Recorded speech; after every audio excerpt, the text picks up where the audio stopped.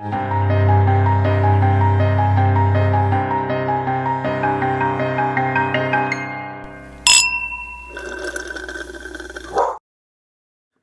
on a second.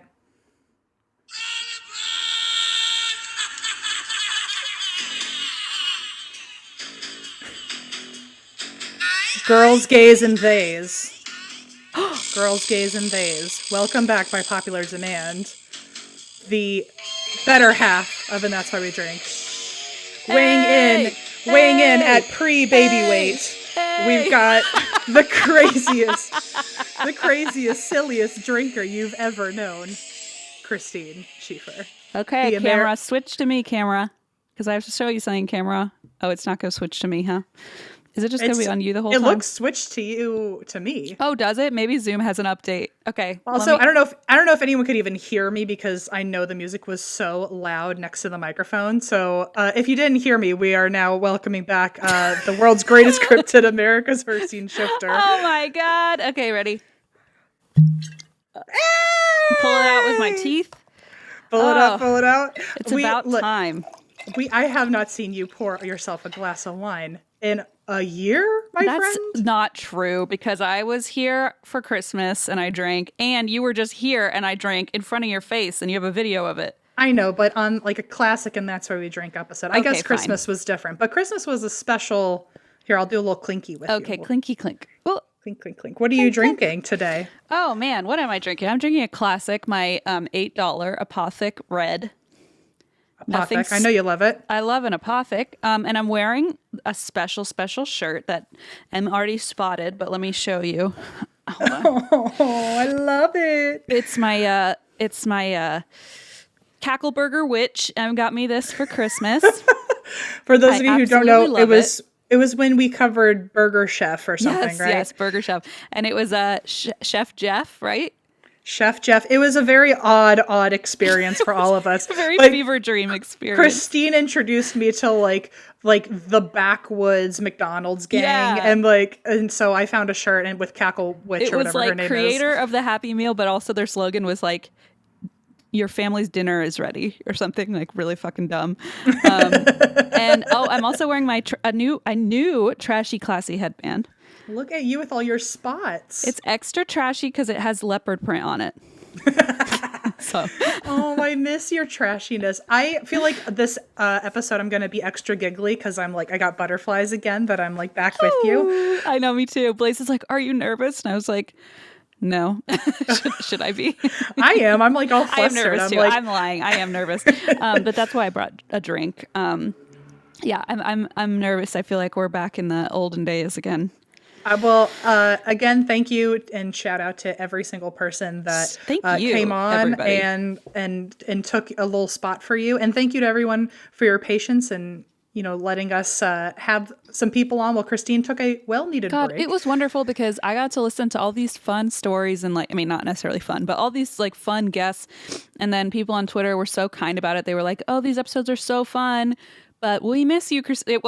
I was worried there were going to be some that were like, "God, I hope Christine never comes back." But I didn't encounter those. They might be on Reddit. I didn't check. But it is kind of how I feel after Blaze was on. I really don't need you anymore. Oh, so. Yeah, I'm sure. Blaze was like, "Well, M doesn't have me to talk about sports anymore, so there's nothing you have to be nervous about." And I was like, "Oh God, oh God." He helped me meet my sports quota for the next 10 years. 10 years? I was about to say that. Oh, well, speaking of which, the song you just played, mm-hmm. That's what they play at my Bengals games when the Bengals come out into the field, and we just won our first. Oh, did you know that already? No, I didn't. Oh. I keep going. Okay, and they just won our first playoff game in 31 years since my birth year. Our first, and I was there. I got to go there and be there, and it was so cool and awesome, and cried a little bit, and it was amazing. So I remember. I'm not saying we're Super Bowl champions this year, but it's possible. Okay. Good luck. I mean, I don't know. You could tell me that they already won last week, and I'd be like, "That's amazing." I'm so proud of you, Christine. I was with you when you found out that they made it to the playoffs. And it was, you were such a big deal, and I was for you. And I was so for me, and I was so honored because I like to, when you tell me about things that you're excited about, like Marvel and stuff. And I was like, can I tell you something I'm excited about that you don't care about? And you were like so happy and excited to just like, I owe you after hype me up. all of the times I've told you like Spider-Man theories and like you're like, and poor you're just like, that's excellent. I'm so happy love for it. you. Listen, if nothing else, we know there's somebody who will listen to our bullshit. Yeah, you gotta be everyone else's hype man if you want people to hype you up too. That's exactly right. That's the Gemini way. Also, we can now finally, I know we talked about it a little in the Christmas episode, but you have a baby now. Welcome to full-blown motherhood. Now you're on the official And That's Why We Drink side where you're like a parent. I know. Our beautiful friend Jess, who does the newsletters, sent me a wine glass that says, and that's why mom drinks. It's super cute. And I love it. And also when this comes out, she'll be 4 months old already. So somehow. What size fruit is that? What retro game from the 80s is that? Oh my God. She's a Sega Dreamcast. She's a big old she's a fucking Xbox. She is chunky now. Well, you met her finally. I did. We should update that. Sweetie pie. I finally met her. I got to meet her. We are on okay terms. Which like I expected. I really went into this assuming it would be another Giovanni situation where like I was prepared for full-blown hatred for 3 years. Yeah. And then overnight it would be like a best friend, like a power story you would only hope for. Absolutely. So I think that's the track we're taking. I think we're getting used to each other. Yes. She's at that age now where she's finally realizing like who I am and who Blaze is. So she's kind of getting a little more hesitant about new people. So I think that's why that happened. She's also a COVID baby. I think she hasn't like seen a lot of people up close ever. So I think the fact that I like to think I was like not all up in her face, but I was definitely close enough when I was holding her that she looked at me and was like, who the fuck you is were the this? first person I ever saw her have like a quote unquote conversation with. Like she was like babbling to you and I was like, she's never done that to me. I bring it out in the Schiefers. I don't know what it is. Apparently so. The first conversation I ever had with Leona, I was trying to poach her into having a podcast with me and we kicked mommy to the curb. You probably did. I mean, just wait till she can talk and she'll be like, finally, I can confirm that yes. But I will say too, Em posted a really adorable photo on Instagram about how the baby thinks the ceiling is hilarious. And it's true. Ever since Em noticed that, it's all I can notice. How much the baby Are the two of you just laughing together at the ceiling? The ceiling is hilarious. And like, I was a little freaked out at one point because I was just holding her in my lap and she kept looking over my shoulder and like cracking up. And I was like, I'm just going to tell myself it's a ceiling. And then Em was like, "There's probably all the ghosts on the ceiling," and I was like, "Fuck!" I was like, "It's certainly like little cretins like crawling around upside down like Spider-Man on the ceiling." So I don't know, but wait till she can talk. I'll come with more creepy stories, I'm sure. We did one time use a Ouija board in your home, and it said that a little boy named Lazarus lives there. So if she gets to be Lazarus's age and around like 5 or 6, she's talking about hanging out with old Lazzy, you know. And remember, I heard Daddy in that same room. I heard it too. And you fucking heard it. Em was like, "You're not going to believe me, but I was just in the kitchen and I heard someone say Daddy." And I was like, this is not. Oh my God, Blaze. Jesus Christ. You say Daddy and Daddy just appears. Walked in the door. I don't like that. That scared me. Is the baby in his hands? Oh no, I'm good. You eat. I have wine. Thank you for visiting, though. Thank you, Blaze. I miss you from last week. He tried to bring me Chinese food, which was very nice, but I will spare you all, and I will eat it after we record. Thank you. I do miss the slurping of a noodle around you. Yeah, no, the baby is, I will say, also even cuter than in the pictures, which... That's very sweet. She's definitely kind of bald now because her hair fell out, so it's starting to grow back finally. So she's kind of a cue ball right now, but that's okay. Well... I will say, since this is the first episode back with Leona, I wanted to give her a grand welcome. I know you had Christmas. Christmas, I'm considering an outlier. Yeah, that was kind of like a special occasion thing. Plus, Christine really like inserted herself into Christmas. She was not supposed to be there. I was like, I'm making a holiday special. No one asked for it, and here it is. And so, because of that, I had a plan to do this since before you even left to go on maternity leave. What is it? I've had this in my list the whole time. And so in honor of Miss Leona, I am covering the topic of numerology. And at the end, we're going to do a little numerology for Wait, for little real? baby. Oh, Yes. I've wanted this. I mean, you know that, but I've been waiting for this topic. Oh, I'm so amped. So I know it's not super paranormal or spooky, but it falls into like the, I don't know. It's I know like a cult. It's like groups still consider it as a big thing, or like spiritualism. Even LA granola people love a good numerology set. It. So, and plus at some point I'm probably going to cover like basic zodiac astrology and stuff. So why not? Yeah, we never done that. That's fun. Anyway, I do appreciate that I don't envy you and the fact that I feel like my category of And That's Why We Drink is a little more expansive. I feel like it's more of a catch-all. I agree, but then that also happens with mine because it's like anything illegal is technically crime. That's so it's true. Sort of like any cult, anything that kind of takes advantage of people. I feel like we both have pretty expansive categories if we try. That's true. That's fair enough. I feel like mine's more obvious, but yours ends up being, it could be, either of them could be anything. The possibilities are endless.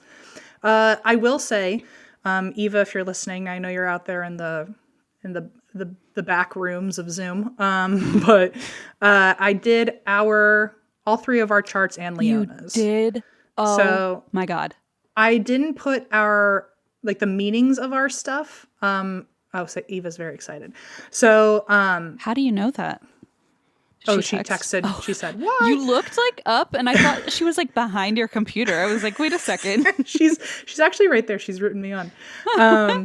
And so I put our numbers, and I'm gonna text it over after I'm done, so you can like look up what the numbers mean. It's so it gets really long-winded very quickly. So I don't want to bore people, but I did ours so later you could look at what each of your numbers mean. And then I did write stuff down for Leona. So just so baby's first numerology chart. Okay. I mean, it's about time. She's been alive for 4 months. Come on. I know. Hurry it up. I know it. Listen, the second you're actually going to find out you have quite a powerful baby. I feel like I'm talking to like Harry Potter's parents. Like, I may or may not have created her a co-star already. Don't ask me whether I did, because I may or may not. Wait, what does that mean? What's a co-star? What's a co-star? You're not on co-star? No, dude. Are you saying, I'm sorry, but I am panicking a little. Co-star, as in like you got her a co-star, aka you're pregnant again? No. I was like, wait, now I'm panicking. What? No. Wait, co-star? Co-star. It's an app. It's a horoscope app, or like a zodiac app, astrology app. That's the right word. I see. You're not on there? Obviously zero idea what you're talking about. No, I'm even on there with Kenyon from Wine and Crime. Like, wait, you can become friends with people on there? You can like see your match. You know what I mean? Why aren't they sponsoring us? That sounds like such a fun little thing. Oh, it's amazing. So you got to get on there because now Leona and I both have one. Wait, I want a friend request Leona and like be in like her top 8 you of the astrology charts. Because you'll be one of 2, me and you. Okay, perfect. So anyway, here we go with numerology. And before we get started, I do want to say that like there was one part that was so confusing to me. And like not in the way that you would expect. So numerology, I'm going to talk about different types of numerology that are out there, but basically every letter or number has a value, and when you calculate them to figure out what your formula is, that's when you figure out what your numerology numbers are.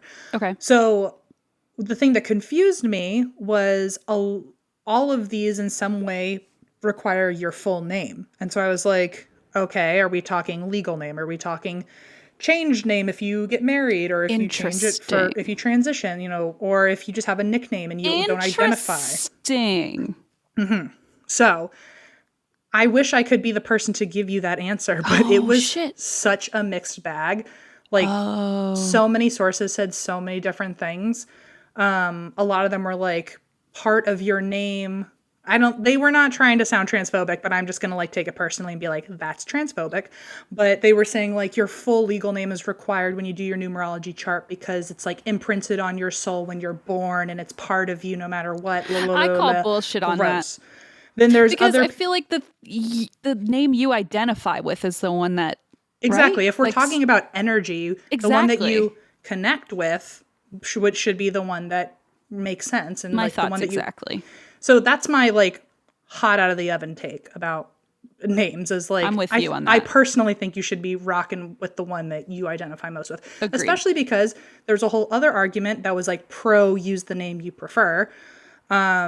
Because I guess there's some like rumors in the entertainment industry that people will change their name on purpose before they get big to like based on numerology manifest that they will have success. Wait, what? No way. They're So- like, oh, my numbers will be better in numerology. I guess they say, that like, seems really bonkers. I'm not saying this is like Lady Gaga did not do this, but they used her as an example of like the numerology for Lady Gaga versus the numerology for like Stephanie, whatever her last name, Germanotta, is that her last name? Yeah, I think so.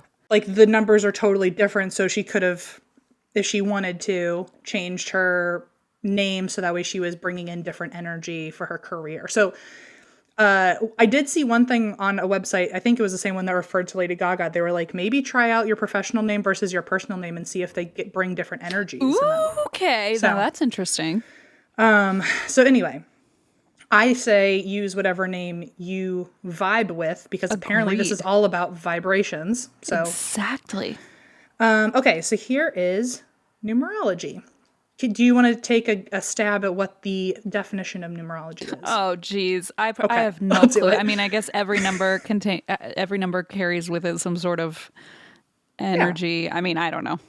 It's my vague understanding. It's the study of numbers and their effect on individuals and the world around them based on the vibrations they emit. Okay. So it is one website I saw called it a way that the universe communicates with us. And it's the notion that everything in the universe can be analyzed through numbers because these numbers connect to different types of energy. So once you know the energy behind each number, you can kind of analyze and predict ideas around you or how things are going to go. I feel like this is every skeptic's nightmare because they're like, Yeah. you're really using math now? You're using Blaze math. and Allison have both turned off Completely. Or at least lowered the volume so they can say they listened but like didn't, you know? They completely muted it, but if you look, like the timestamp is still moving. It's the time code. moving. That way, It's like moving they're giving along. us the download, but really, they don't have to be a part of it. We don't care. We want the download, so we'll take it. So, depending on which system you use, because there's different types of numerology out there, depending on which system you use, your numbers can also be ruled by planets, gods, even colors.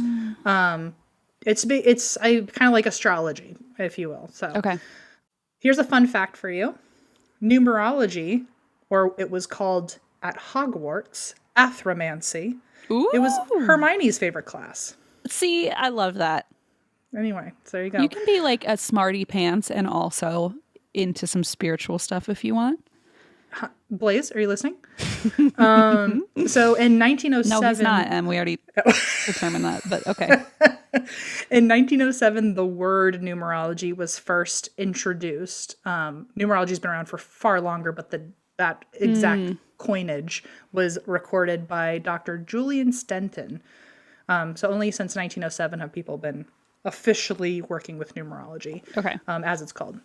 There are a few different types, but the most common one is Western numerology. It's also known as Pythagorean numerology. It started back in the 500s BC with my man Pythagoras. And Every math teacher is having a heart attack right now. Pythag. they don't like Pythag? What's going on? It's like how I call, well, I don't want to get into it. P-hone, S-hose. Yeah. I've heard it all from your dumb little mouth. I've heard it all.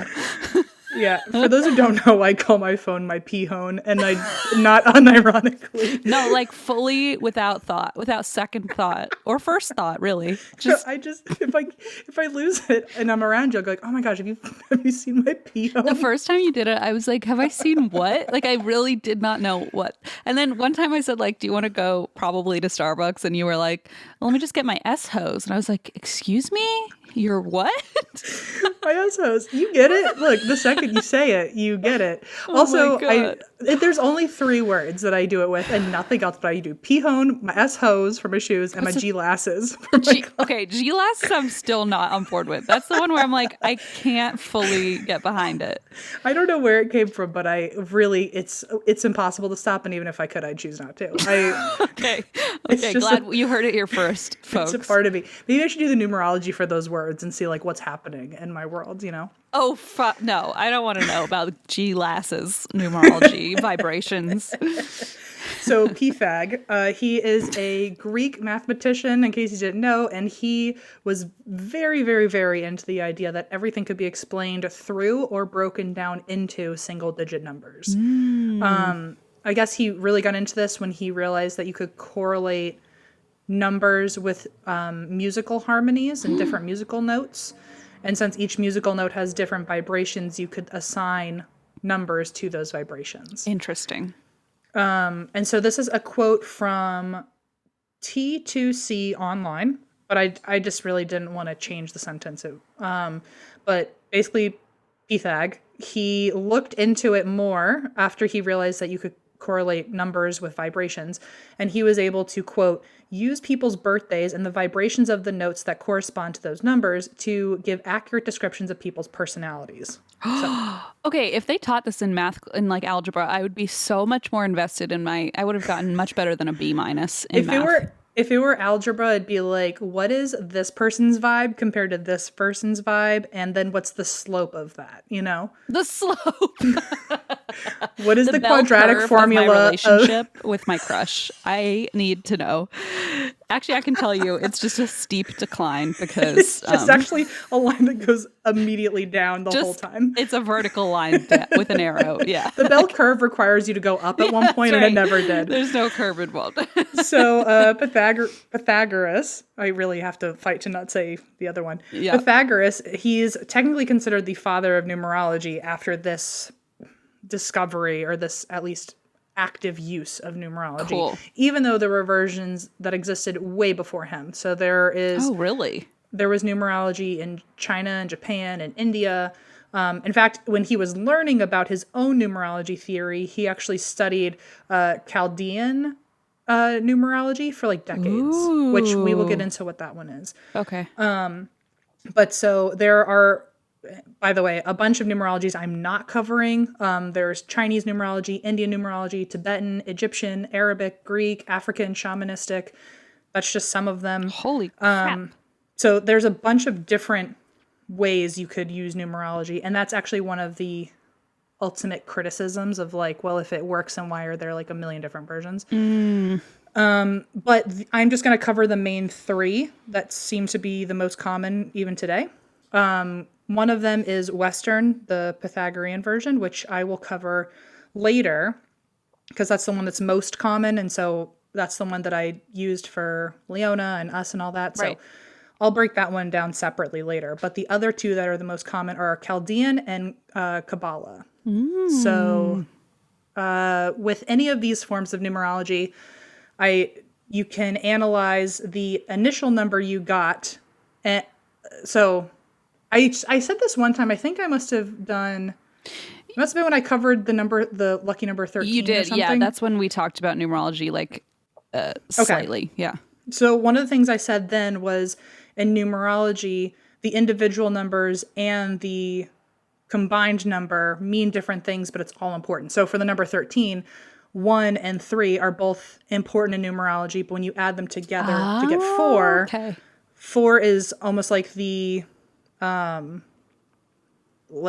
ultimate, I don't know. The umbrella number of it? Yeah. Okay. Yeah.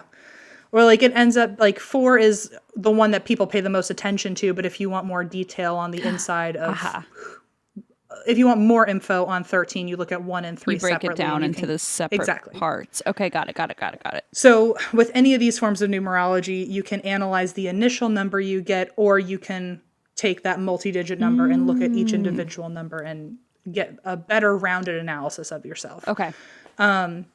So the first one I'm going to talk about is Chaldean. It is spelled Chaldean. Dean. So I hope I'm saying that right. But Google and YouTube both told me it's Chaldean. That sounds right. The whole time I was doing this, though, before I looked up the pronunciation, I was calling it Chaldean. So I'm very glad I checked. I don't think that's it. I had never seen that word before, so I was like, oh, Chaldean. Okay, Chaldean. It is the oldest form that we know of numerology. It's from ancient Egypt and Babylonian times, and many people say that this is still the most precise form of numerology. Ooh, okay. One community that actually took Chaldean numerology very seriously was in what is today, it's Iraq today, but at the time it was called Nebuchadnezzar. Nebuchadnezzar. What? How do you know that? Because I went to Catholic school. Oh. Come on, say it again. Okay, I feel like I want to make sure I'm saying that right, but Nebuchadnezzar, I think is how you say it. Nebuchadnezzar. Something like that. I'm pretty sure that's how you say it. Nebuchadnezzar. I feel so fucking stupid. Sorry, everybody. It's like a million letters long, so it's not, I don't think oh, Eva says that's how I learned it too. Okay. Thank you, Well, Eva. Obviously, I did not go to Catholic school. Okay, No, so yeah, also I could have Nebuchadnezzar, literally I think, is just right. looked it up, and I don't know why I didn't. So Nebuchadnezzar. Okay, so the Iraqi, So they were a big community that used Chaldean numerology, and they were known to have, quote, strong prophetic abilities by using this numerology. Ooh. So people still attribute this to like their belief in numerology, that it could have really strong prophetic abilities, and they base it all the way back to then. Ooh. So how it works is that each letter in the alphabet is assigned a number 1 through 8. Okay. And 1 through 8, that the number that's assigned to each letter is based on the amount of vibrations it emits. You can use the letters in a person's name to figure out what numbers their name holds, aka what vibration their name is and what vibration they are. So the idea is you can use numerology to better suit your environment, because if you're vibrating at a number 9 and you're hanging out in an environment that's 7, then you might be off. So it's a good way to see what traits you have or what goals you have or what opportunities are coming, so that way you can always stay in balance and have just a leave more those harmonious 7s behind. life. You get it. Yeah, I get it. Yeah. I've done it, you know. So you can once you've calculated that number, you can analyze traits, goals, etc. It's again very similar in some ways to astrology.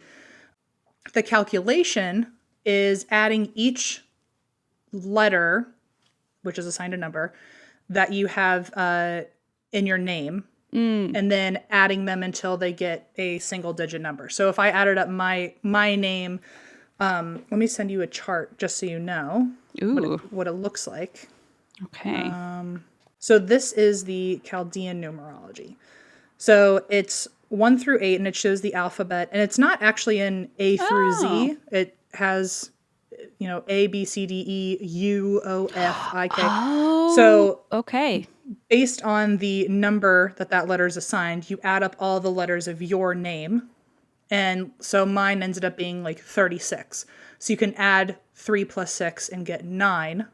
So my final Chaldean number is 9. But if I want to look at my individual it's digits, actually 5 plus 4, in case anyone comes and double checks your work. But but yes, it does equal 9. Well, and 3 and 6 also equals 9. I didn't know if you needed the individual digits. Just in case somebody looks it up and is like, why is... Okay. So if you add up all of mine, my final Chaldean number ends up being, like, if you spell... I think I used M. Schultz, for mine. Oh, okay. Sorry, I thought you were just doing EM, and I was like, I think that's 5-4. No. EMSCH. Your whole thing. Got it. 36. Okay, never mind. Got it. Interesting, though, that M also equals it does. 9 on its own. So that must be, like, very special number. Actually, it is. In Chaldean, the number 9 is sacred. Oh, God. Here we go. So that's why. So if you look, when I describe later Pythagorean, they use 1 through 9 instead of 1 through 8. Chaldean doesn't use that because they think 9 is so sacred that it shouldn't be included in this ranking. So you're just not part of it at that point. So they were just like, only the special people get a 9. Okay. So if you wanted to add up yours, I already did your number for you, and you are a... What? Like a fucking -5? What? Your Chaldean number is officially, when you add everything up, it's 7. But if you were to add up the single digits, 7 plus 0 equals 7, which would be your official Chaldean number. So it's 7. It's 7. Okay. Fun fact. So then I did look up what that means for you. Oh. And so you're sacred. We got that covered. I'm sacred, and then I just left it at that. I didn't want to know anymore. You don't need to. Yours, though, you are ruled by the planet Neptune and the color white. Ooh. And you have a very developed gut feeling. You are good at understanding people's intentions behind their actions. You have a deeper meaning. You see the deeper meaning in everything. And you have a profound insight. Okay, I'll take it. So you have it's probably just telling me what I want to hear, but I like it. I'll take it. Again, one of the criticisms is like, it's just complimenting you. But also, it does, I will say numerology, it's very much like, I would say astrology or tarot, and that like with every meaning, there is a positive and a negative. So, sure. So anyway, that's how you would find your Chaldean number. And for Chaldean numerology specifically, what I think is really fun is that, so I had 36, which equals 9, but the single digits in your the single digits represent the person on the outside, whereas the double digits show what you're like on the inside. So the number 9 for me represents what I'm like on the outside, but the double digits of 3 and 6 more analyze what I'm like. Okay, so you're sacred on the outside. Yes, well, what obviously. Are you on the inside? I'm a 3 and a 6, and I don't want to know what that means. Dumpster plus fire. So here is Leona's. She is 82, because you gave her so many fucking letters in her name. Leona Lampignelli, are you kidding me? Okay, 82. I did use her full name until further notice, so I threw her middle name in there too. Cool. According to Chaldean Number Blogspot, I quoted this whole thing because it was just very, very well said. This is one of the most powerful numbers. Oh boy. And it can elevate even an ordinary person to the status of a ruler. Oh, I don't know if I'm ready for that. Okay. Imagine this as a teenager living under your roof. Duty conscious, which she currently is with those diapers. With unceasing efforts, they will dominate the scene in any field they're placed in. They will attain the pinnacle of fame by making a fortune either in horse races or car races. Okay. I don't know about that. Okay. She's going to be a horse girl. They create unnecessary problems in their love matters and will be over adamant in nature, but their eyes have magnetic powers. And if the power of this number is properly understood and practiced, then no physical or mental feat is impossible to perform. She sounds like she's going to be a badass. Okay, I like that because it's like there's some like critique in it. Like it's like they can be a little much, whatever. I kind of like that. It's like, you know what? Get it. Be bold. Somebody commented on her Instagram post and was like, they were like, her eyes, like I can tell she's an old soul. And I was like, oh boy, it's happening. Well, okay, so that was her initial double digit number, 82. But if you add 8 plus 2, you get 10, which is still double digits. So you get 1 plus 0, which equals 1.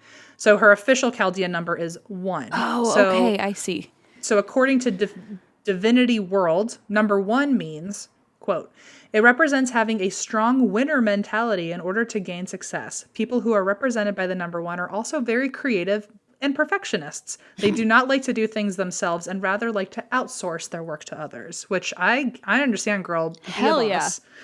But I don't want to do the work. I don't want to do the work. I'm going to be the one as the parent probably who's outsourced too. I'll have Blaze. I'll relegate that to daddy. She'll go, mommy, and you'll go, Blaze. It'll be like an automatic chain reaction. So fun fact, I did try this on myself just to see, like, I tried my dead name and I tried my current name that I go by just to see, like, if I was right that the energies change. And so I tried my dead name and I got the number 62. And the description I got for 62 was the disaster, full of gravest warnings for the future. Did I not say dumpster fire? Okay. Wow. Beautiful. So then gravest warnings. Holy shit. Then I used my current name. I got 36, and it is a creatively influential, kicking in the doors and telling people what's the deal, great sense of humor, charisma. So I was like, fuck it. Yeah. Oh my God. I was like, okay, you know what? That proves it right there. You go with the name that you feel you best identify with. You just fucking like swerved out of that dumpster fire direction you were going. It said gravest warnings for the future. And I was like, Mom, you should have just done my numerology and you would have known a long time ago. Come on. So anyway, that is the Chaldean number system. It's very Incredible. basic. It's just your first name, you add up the letters, bada bing, bada boom. Love it. Okay. The next one that is very common is Kabbalah, which you can use. This one's kind of crazy because there are up to 400 different results you can get. Holy shit. So because the way that they have, the grid that they have, there's like 22 different options.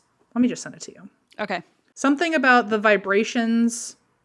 There's like up to 22. It breaks down to there's 400 different results you can get once you put your whole name in there. Ooh, okay. Because there are more potential vibrations that you can assign letters, I guess. So in Kabbalah numerology, it encourages the idea of wisdom and knowing yourself very well to best understand your results. And so it's considered the most complex because you have to be really honest and have done some self-work to really see what the meaning of your numerology is. Uh-oh. Okay. I imagine you have to do that with any of them, but I kept seeing like that emphasis for this particular numerology. Okay, so I'm just interesting. Stating it. Fun fact, some people believe that the Old Testament was written in a secret code and they used Kabbalah numerology to decipher it. Okay. Just saying it's a fun fact. So I'm not The saying Da Vinci anything. Code Chapter 32. If Da Vinci just used numerology and figured it out, I'd be like, that was really not that hard to crack. Like, you know what I mean? What, like it's hard? Okay. So this is how it works. You calculate your name. This one's more of a math problem. So you calculate your name pretty much the same way as you did with Chaldean, but you divide it by 9 afterwards because that's how many options there were for. The range was 1 through 9. So you divide it by 9. And then most of the time, you will end up getting a number that comes with a decimal afterwards. So what you care about, sure. So what you care about is the number immediately after the decimal. So let's say you divided. Interesting. I don't know what the actual thing would. I can only think of even things that will end without decimals. Let's say that you divided your number by 9 and you got like 52.3333 or something. You would worry your about name is like 800 letters long. Yeah, like, okay, what's fair 52 times 9? Okay. Okay, I get it. I'm just. So then you would take the 3. messing Like with you wouldn't worry about anything else, just the number right after the decimal. Just the one digit. The one digit. And then you add that, let's say in this case it's 3. You would add 1. You always just add 1 to the number after the decimal. Ooh, okay.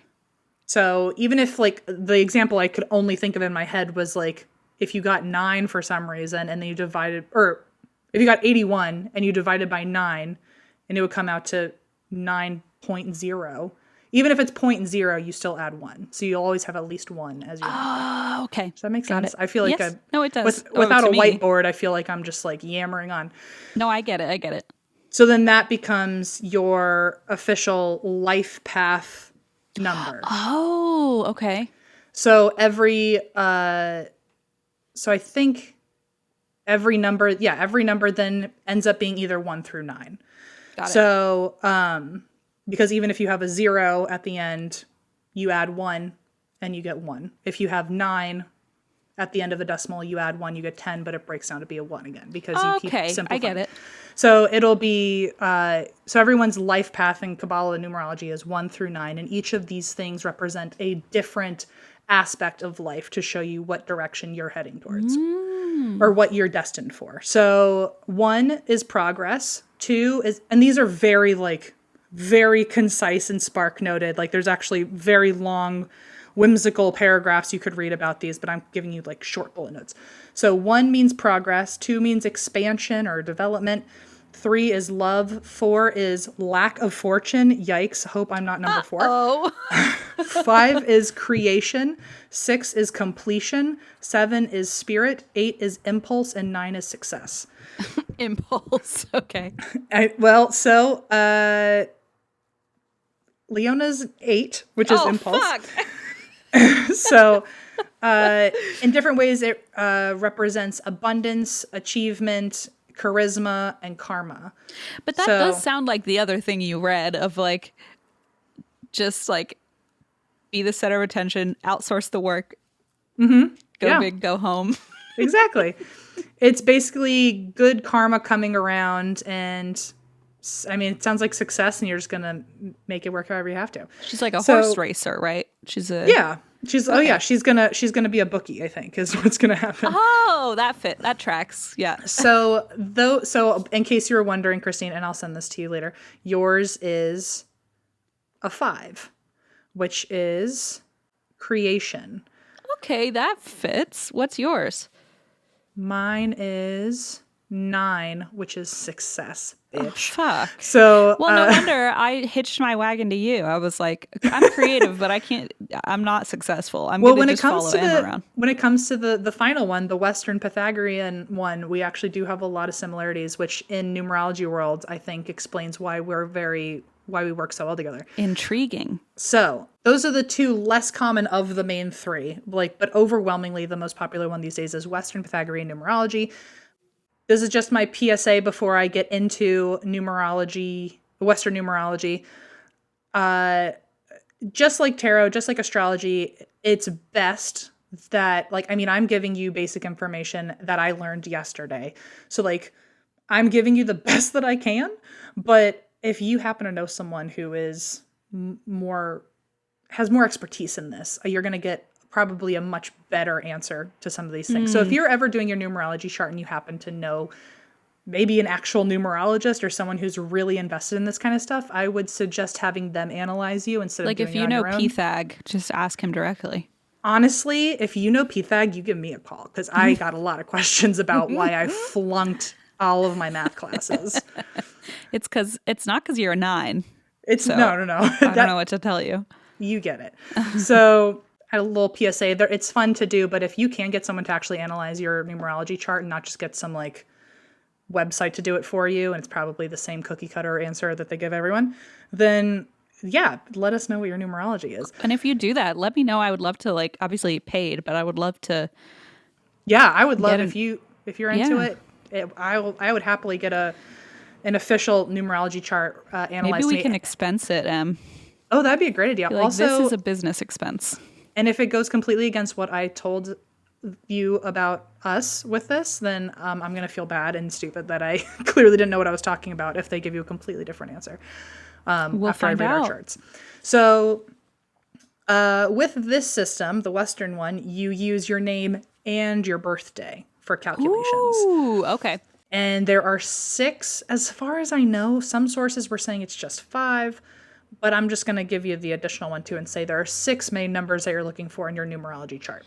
So a numerology chart, once you have all 6, it can show you your strengths, your weaknesses, your potential opportunities. It's very much horoscopy to me.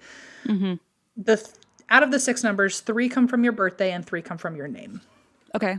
So the ones that come from your birthday, I tried to break this down as easy as possible because I feel like talking about math without having a pencil and paper is really awful for some people. We've tried rhombus conversation, rhombus talk. Remember rhombus talk? I remember rhombus talk. Ended poorly. Well, I think I was able to figure out how to make it palatable. So the 3 numbers that come from your birthday are your birth number, your attitude number, and your life path number. Well, your attitude. Uh-oh. So the attitude number is the one that wasn't on some of the lists. They were the other 5 are important, and the attitude is just an additional fun one. It sounds like the one okay. Cosmo Girl added as find your attitude number.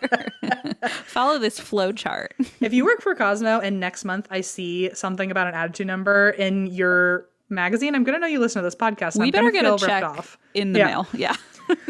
So in order, I don't know if it's in order, but to make it easier for people to understand without visuals, it is the easiest way to look at it. The 3 numbers are your birth number, attitude number, life path number. Okay. Your birth number is just your birth date, just the day. Your attitude number is the date and month. Your life path number is your date, month, and year. So it just keeps adding on. Interesting. Okay. So your birth number is just the day you were born. So Leona would be 1 because she was born on the 1st. You would be the 4th. I would be the 3rd. You kind of get it? So what is Eva if she's 11th? Is that 2 or is that 11? I'm going to get to Eva. Oh, Hold your okay. damn horses. So, hang on. Eva, you would look out. So, so I would be a 3, you'd be a 4, Leona would be a 1. And it's basically the first impression that you give. Oh, and Blaze would be a 2, so we got 1, 2, 3, 4. Ah, that's so fun. Do we know anyone who's a 5th? Geo. No. Yes. Yes. Look at us go. Wait a second. That's Hang on a second. cute. I've really inserted myself into your entire family. By Wait, the I way. love that. I'm the only one who's like doesn't live in that house. We needed a 3. Hey, you needed a 3rd. Wink, wink. Okay. So, so your birth date is just the first impression you give. And to answer your question that you were going to ask, let's say someone's birthday was like the 23rd. It's the same thing where you would add the 2 and 3 together to get 5, but the 2 and 3 individually can tell you more about yourself than just the 5. So they just get more intel. They kind of Oh, okay. are luckier in that way. Yeah. But Eva is particularly interesting, and I'll tell you why later. Can't wait. So the attitude number, which like Christine's like 1,000 out of 10. Yikes. Off the charts. Your attitude number is just the same thing. Your date plus the number of the month. So we would have 6 because we're June. If you were 12, it would be 1 plus 2, which equals 3. So you're 9 and I'm 6 plus 4. 1? Yes. Okay. Yep. I just try to make sure I follow. Okay. No, so date plus month. So you would be 6 plus 4, which is 10. Plus, yeah, so it's 1. So then it's 1. Okay, got it. So that's just your attitude in life. That one's pretty easy to explain also. So the next one, which is the date, the month, and the year, which is your life path number. That is the most important out of all 6 of these. The life path number is like, if someone were, it's like if we're talking horoscopes, it's like what your sun sign is. Oh, okay, like got it. the one everyone knows. Right. So if you were talking to a numerologist, they'd be like, oh, what's your life path number? This is the most important one. So date plus month plus year. And so you would be 1991 would be 1 plus 9 plus 9 plus 1. And then plus. It's a lot of math. I know. But in case people are thinking like, is it 19 plus 91? Is it? Got it. So it's just all the digits. Take them all individually and just put a plus sign in between everything. Okay. So this is your most important number. It's who you are at your core. It's your path to a fulfilling life, what could come from it, what obstacles you might face, what opportunities are there for you. Leona is a 7, in case you need to know that later. I was curious. And your life path number is 3, which is interesting because my life path number is 3. No way. And since these are the most important, it's again very much like how two Geminis get each other. I imagine 2 life path 3s get each other. I love that. And it's funny because like you're 6'3", I'm 6'4", but you're 1992 and I'm 1991, so that digit like makes up for it. Yep. Oh my gosh. Is there like a word for path 3, or is it like? No, I wish there was a cool thing to say, but impulse was. Yeah, we're 3s. That would just be what it is. I like it.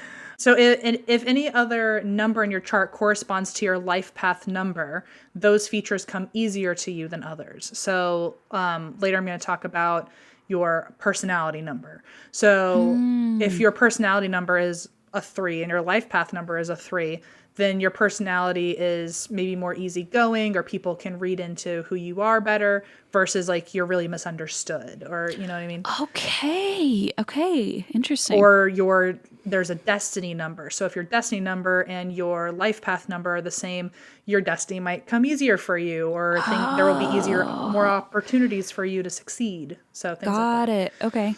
So those are the 3 from your birthday: your birth number, your attitude number, your life path number. The next ones are the 3 numbers that come from your name instead of your birthday. Okay. So this is done pretty much just like Chaldean and Kabbalah, which it's you look at the chart and you just add up your name and you add it until you get single digits. Right. So there's one number called the heart's desire or the soul's urge. Ooh, soul's urge. I like that. And it's basically your desires or what you need to be truly happy in life. Okay. So the way that you get this is you have to use your full name, which is why there's some controversy. Aha, yes. But it's when you add up all of the vowels in your name. That's when you get your desires. The vowels. Oh my goodness. Okay. Yep. People say, what about the letter Y? And they actually have an answer to this. Really? Which, if the letter Y in your name is next to a vowel at all, it's a consonant. Right. So if it serves as a vowel in that then it is a vowel. That makes sense. Yeah. Yeah. So like Taylor, because the Y is next to another vowel, it's a consonant. But Tyler, because it's in between two consonants, it becomes a vowel. I see. Sometimes why. I get it. Yeah. So your soul's urge or heart's desire, it's called different things based on different sources. Then there's the personality number, which, can you guess how you figure this one out if the last one was add up all the vowels? Is it the consonants? Yes, sometimes why. Okay. Got it. I'm following. You add up all the consonants. And it's just your personality. The next one is I saw different names everywhere, but it's either your destiny number, your expression number, or your power number, depending on which website you're looking at. And it is basically your full name, not just vowels or consonants. So they say it's your soul's urge number plus your personality number, but really it's the vowels in your name plus the consonants in your name, which equals your full fucking name. So okay. it's just do your name. That's what your destiny number is. And the destiny number is the second most powerful number in your numerology. So your life path is when you add up your entire birthday, and the destiny number is when you add up your whole name. And both of them kind of are the most encompassing, well-rounded numbers for you. Got it. And your destiny number is your strengths, your goals, what you're destined for. So obviously I checked our charts. Fun fact, our heart's desire and our life path numbers are both similar. And they're both, I think they're both, let me see. Oh no, they're different. So we both have a heart's desire number 8, and we are both life path numbers 3. So even though they don't overlap with each other, the fact that ours overlap so well, we both have the same desires in the world, the same things that we want and, prioritize. Wow. And our life path of like the direction we're heading is exactly the same. So that makes sense. God, that would be so awkward since we literally own a business together. But so it makes a lot of sense when you think about it, why it all does. Of a sudden. So anyway, fun fact. I love that.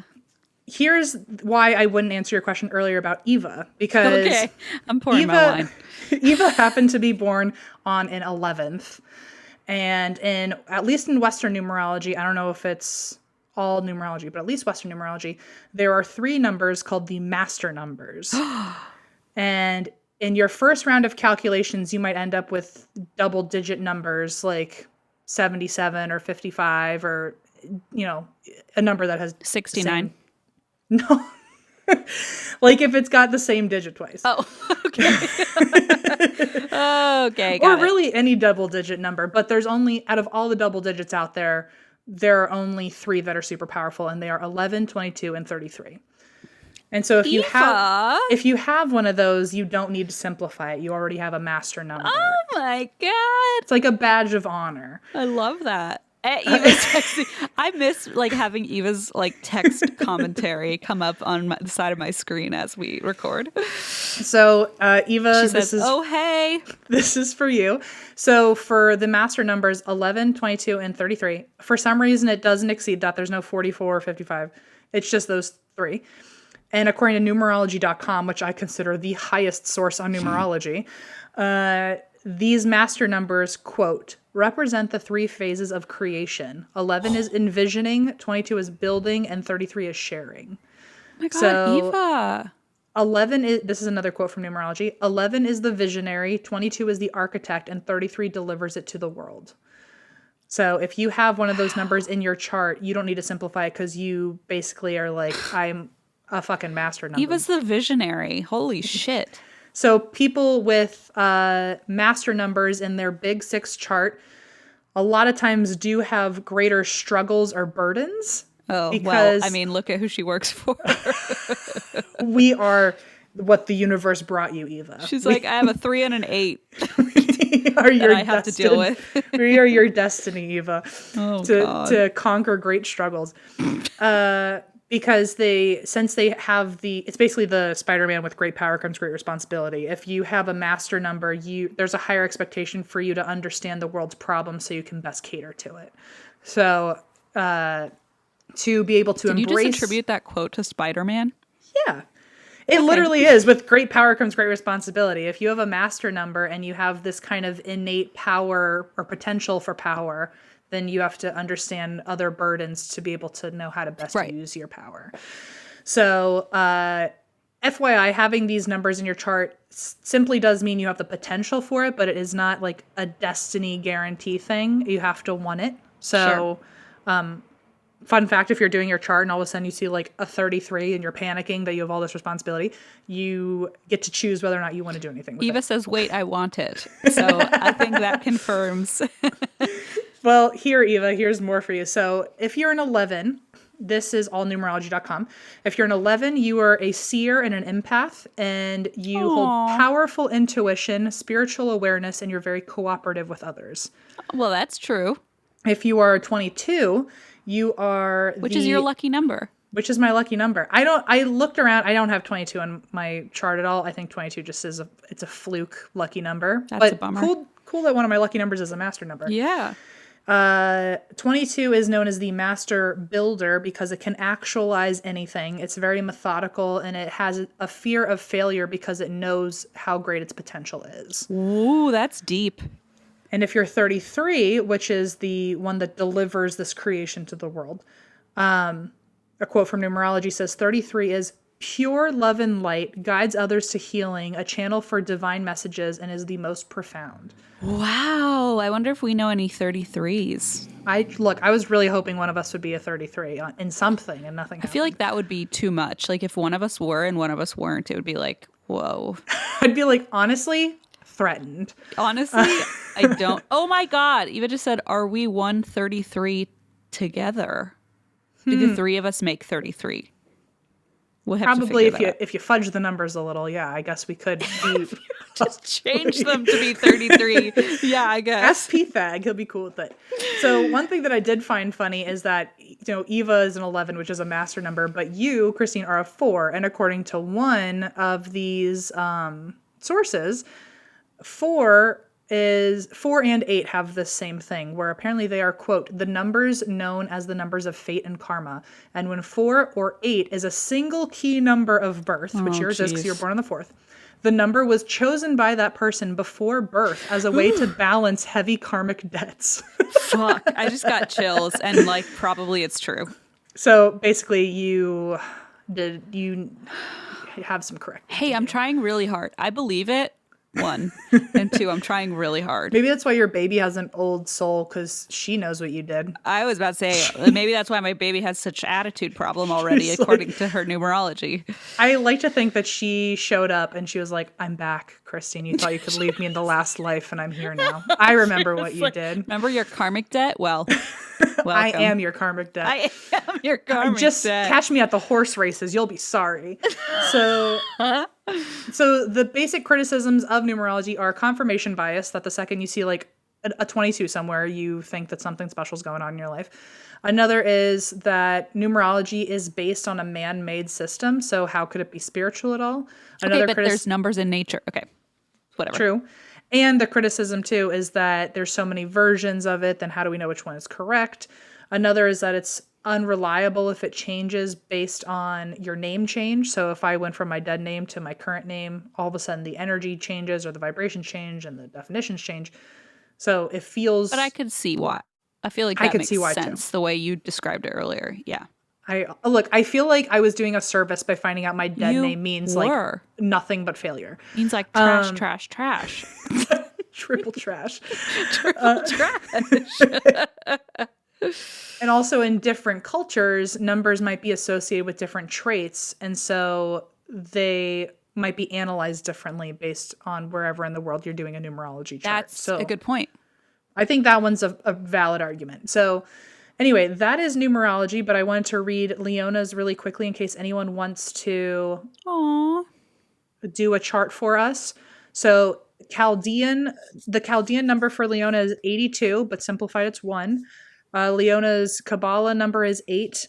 In Western numerology, Leona's birth number is 1. Her attitude is 2. Her life path is 7. Her soul's urge or heart's desire is 10, simplified to 1. Her personality is 24, simplified to 6. And her power/destiny/expression number is 16, simplified to 7. Wow.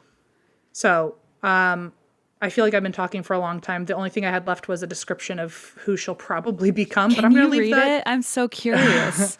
So this is, I went on like 20 different websites and like looked up all the numbers, and these were just the most common things I found for each of them. So this is her Western numerology description according to Affinity Numerology. Okay. I'm going to go by number. For her birth number, it represents leadership, independence. She sounds a lot like Blaze because she actively is going to seek information, and you see that in like all of these numbers. Ooh. She's like a big science head. They do things without... She's going to listen to this one day and be like, what a bunch of bullshit.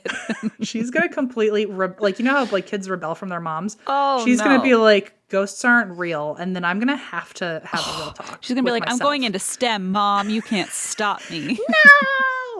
No! They do things without feeling compelled to consult others for feedback, which I love. And she's very innovative. For her attitude, she prioritizes family, home, nurturing, healing, and responsibility. She loves harmony and enjoys visitors. Wait, that's so sweet. Visitors from beyond? I don't know. Visitors from Burbank. Hey, that's me. Her life path number is that she's very introspective, analytic, intuitively connected to ancient wisdom. Oh, boy. She is analytical. Her life circles around research, investigation, and science. Like, that's the most blazing I've ever said in my life. What? It doesn't come from me, for sure. Okay, but tell me this isn't you. This is, like, these words were next to each other on Infinity Numerology. So tell me if this is not Blaze plus you equals Leona. Uh-oh. Life circles around research, investigation, science, as well as spirituality and solving mysteries. Oh my God. Quality and intelligence in others is respected. Urges to accomplish perfection, good judgment, dedication, intense reasoning, which is going to be a problem for us. Uh-oh. Relaxation and study are both going to be best done in quiet places away from bustle. So maybe use that for the future. Wow. Her soul's urge and heart's desire number says that she has a strong need to be self-sufficient and direct her own life. She's independent at heart. She is going to be determined to reach her goals and reach them on her own effort. She's loyal in friendship, fair in business, and a safe leader. A safe leader. I like that. Personality, she's all about nurture, home, harmony, beliefs, responsibility, and their thoughts often tend to be on others and their needs, and they are capable of deep affection and personal sacrifice for others. And then her destiny number says that she has a quest for knowledge and teaching others of that knowledge. She's intelligent, intuitive, scientific, and enjoys writing, reading, inventing, philosophy, and solving mysteries. Okay, I love that. I will take that. I love it. You know what's interesting about numerology, like about all of this stuff? I know people say like, oh, well, you can read into it, whatever. But if you read that for me, I'd be like, that does not fit me at all. Yep. You know what I mean? Oh, yeah, I know. Like, it's so easy to read into things, sure, if they're like, you're kind, creative, whatever. But like, that would not fit me at all. So I'm curious to see if that actually does fit her someday. Right?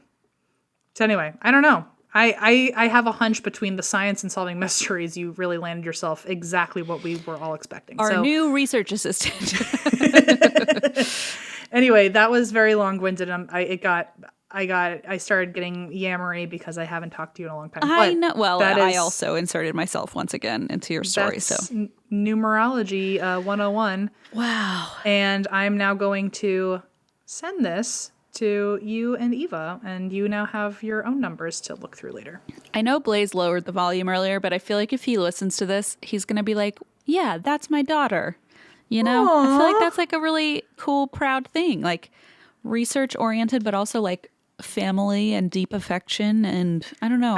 I feel like nothing I found was problematic about your kid, which is like super cool. Thank God. Except her like getting her fame from car chases or something. So and also like being a bookie. Yeah.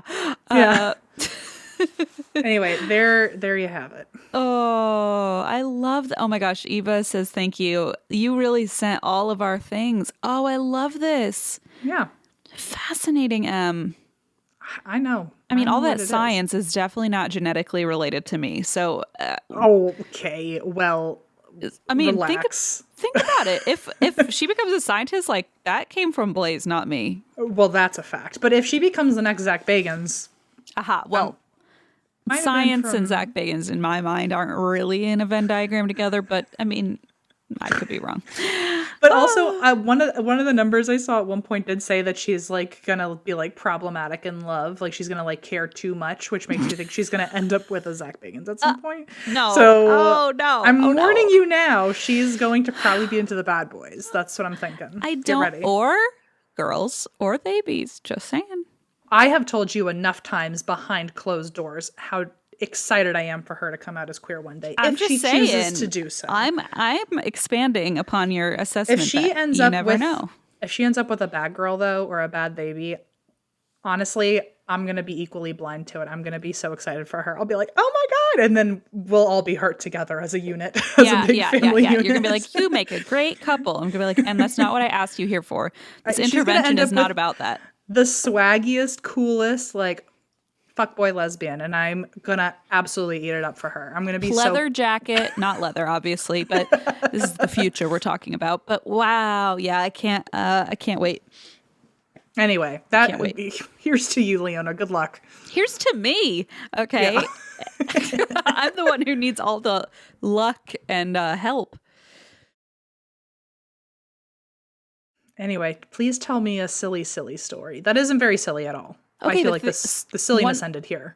The silliness ended here, but give me 1 second, because my other thought is, what if by the time she's like 3, she's like, I want to go by Leo or something different? I wonder if that will change. Funkle M is gonna redo the numerology charts. Is that You know, that's gonna I'm happen? curious. Maybe she's like, fuck science. Like, I don't kind know. of care. I kind of don't care how she identifies, but she better just go by Leo no matter what. It's Leo's a very cute name, so like maybe. badass name. But then I'm worried that I'm gonna try to make it Leo, and she's gonna be like, "Mom, don't try to make my name for me," you know. So She might be like, it's actually Ona, or like, what's Leona backwards?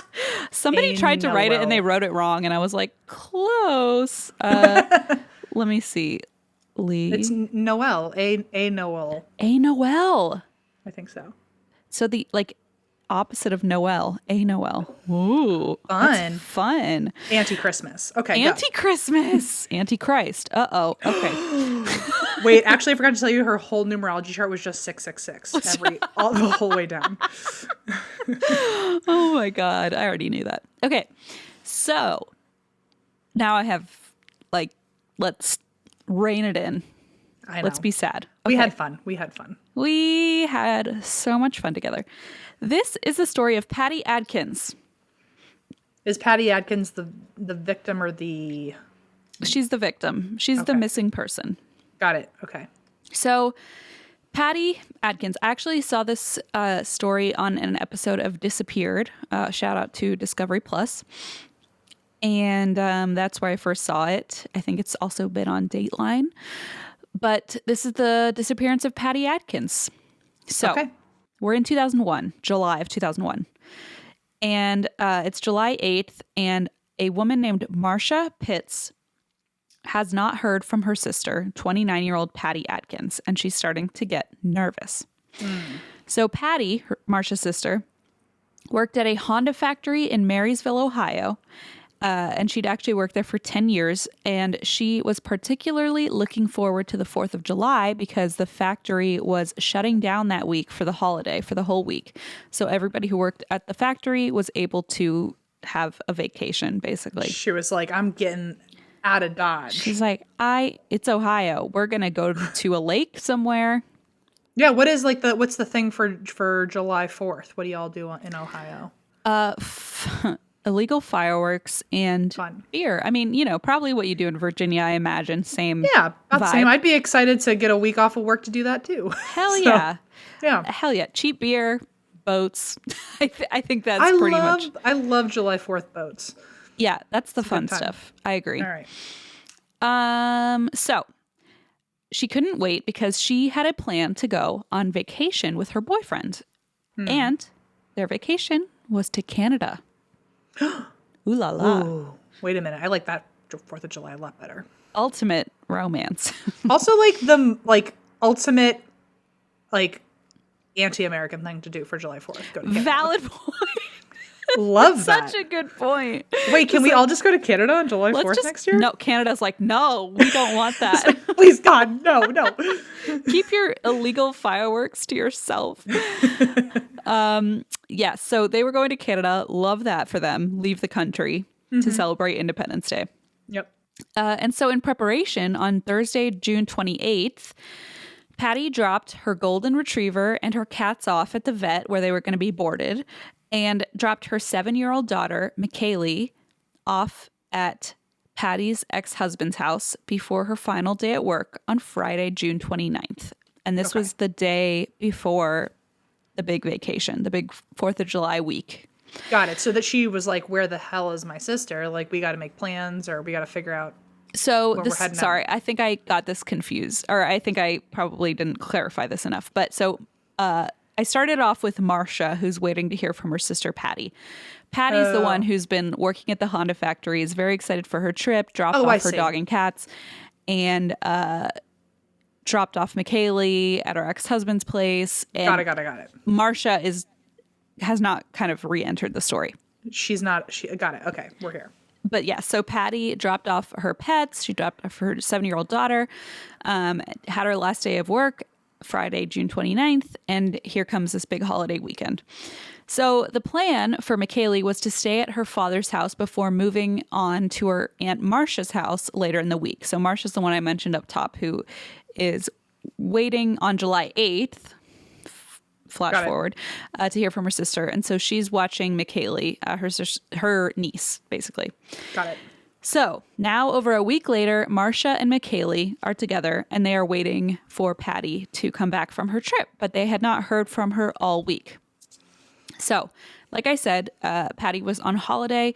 She did say she was going to Canada, to kind of a remote spot where there wouldn't be much signal. This is also 2001, so I think it was a little more spotty to be out in the wilderness. It's more normal to not be able to hear from each other right away. Right, exactly. Like, more like, it's not that weird to say I'm going up to some cabin and I'm not going to have service. Right. So they didn't think much of it, but after a while, Marcia got worried because Patti wasn't one to be late, especially because she was supposed to be picking up her daughter. And Marcia just, thought that was odd. So Marcia called her sister's phone every 30 minutes that afternoon, trying to get a hold of her. And then started calling basically nonstop, like every 3 to 5 minutes, like regularly, and no answer. Oh, I can't imagine the panic. Going on. Just hearing the voicemail over and over again.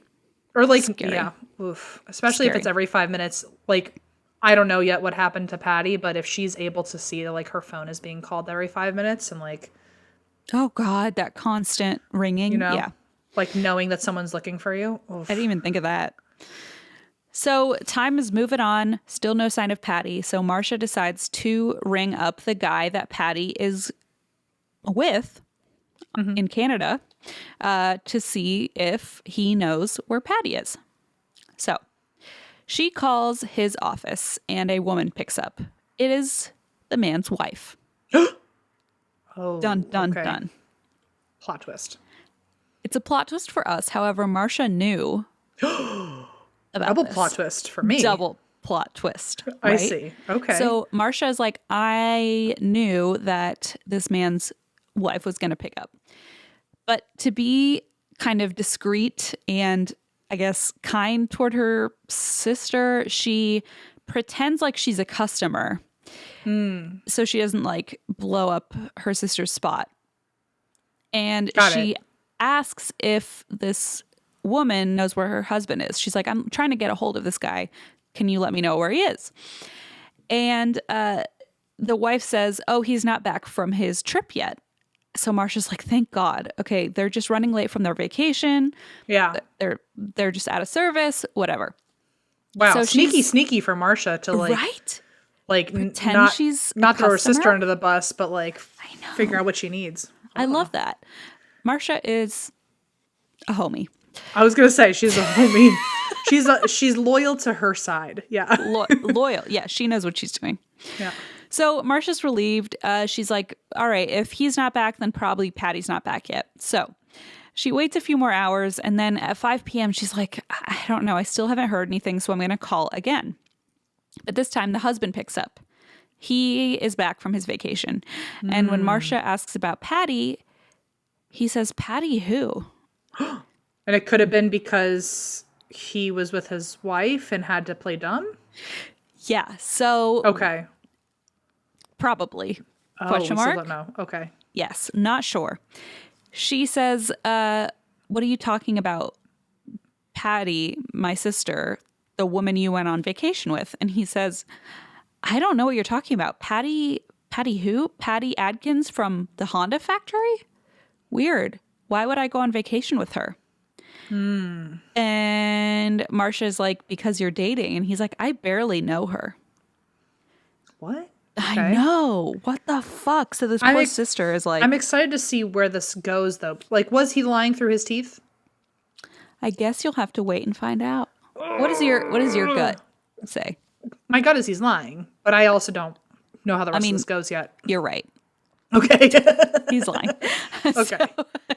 So he was like, I don't even know this man, and he was gaslighting me through your story. I was like, wait a minute, does he not know her? 100%. He's like, Patti who? Oh, you mean that woman, that random lady from the Honda factory? It's like... in my mind, I'm so easy to be manipulated, clearly. Like, I was almost like, wow, Patty's been lying this whole time? But you never know, right? It's like, especially with something kind of shady, like an affair. Okay. You know, I mean, I'm with you. Like, I should never let a man do that to me again. I don't know what I was thinking. You shouldn't. Next. No. Next. Thank you. Next. Mm-hmm. So he's like, I barely know her. So Patti and the guy had met working together at the factory, and I want to be clear that the man's name has not been released to the public. That's why I keep calling him the husband, the man. Oh, really? Okay. Yeah, because we do not know the name of the husband or his wife. Because did he not go to jail? Like, isn't this Spoiler public alert, record? No, he did not go to jail. Typical. Okay. Anyway. Classic. Okay. Classic Christine's back on the podcast. So infuriating. Oops. Okay, so we don't know his name. That's why I keep calling him the husband. So they had met at the factory, but according to the guy, the husband, there was nothing romantic between the two of them. He was happily married with kids. He would never have randomly gone on a holiday with his colleague. Like, what are you talking about? So obviously, Marsha thought this was strange. She's like, my sister's been talking about going on a trip with this guy, and she's like smitten with him. Why is he pretending like he doesn't know her? And why isn't he telling her where his sister was? Right. So at this point, she's like, something's not right. Whether her sister's lying or this guy's lying, something's wrong. So she asked, what did you do to her? And he didn't give any information. He's like, I still don't know who you're talking about. So she hangs up the phone. She knows something is wrong at this point, so she calls up their other sister, her and Patty's other sister, to explain the situation. And they were like, all right, by 7 p.m., 2 hours later, if they do not hear from Patti, they are calling the police. Yeah, 1,000%. Yep. So according to the Claremont Sun, Marsha goes over to Patty's house to see if A, her sister is there, or B, if anything suspicious can be found. So Patty's car is still in the garage. The house seems to be in full order. Nothing seems weird. And 7 p.m. soon rolls around. So there's no sign of Patti. So Marsha goes into the police station and reports her sister as missing. And that night around 3 a.m., according to Kylie's true crime blog, otherwise known as It's Crime O'Clock Somewhere. Hey! I've referenced it before, but I think it's the best name ever. Marsha is able to use her sleuthing abilities and find the husband's home number, not just the office number. And she calls him at 3 a.m. His wife picks up. Mm-hmm. This time she's like, you know what? Fuck this. I'm not going to protect my sister's like affair anymore. I'm going to tell the wife that her husband is having an affair with my sister. I mean, if he was like being that openly, yeah. Also, very quickly, do I get the classic, and that's why we drink vibe of like a cocky fucking dude. Oh my who's God. like, he has a lot on the line that is very easy to risk. This woman on the other end is like, I know you're having an affair. Where the fuck is my sister? And he still has the nerve in the home he shares with his wife to be like, what are you talking about? To be like, what? Patty who? Yeah. Yeah. Like in that moment, you frightening. would think he would have been super cooperative to be like, please don't fucking tell her where I was. You know? It's frightening. Yeah. It's scary. So she calls exactly and is like, well, fuck this. I'm not going to, like, the gig is up basically, and tells the wife everything. Wait, what? The gig is up. The jig is up. The gig is up. The jig is up. Uh-oh. The jig. Okay, first of all, I've been meaning to bring this up since before, but you can have a beef with someone. Okay, my father-in-law, who worked at a newspaper for many years, literally sent me. He listened to that episode for some reason, and he sent me the article from like Oxford English Dictionary, being like, okay, a beef. And also, I got a lot of support about that on the internet. So you're full of shit. Okay. Okay, fine. Fine. The jig is up. Yeah. Oh yeah, I think that sounds Unless right. you're saying it like your bullshit GIF crap, where you think that it would still be jig, if you think it's a silent J or a. Oh my God, it is the jig is up.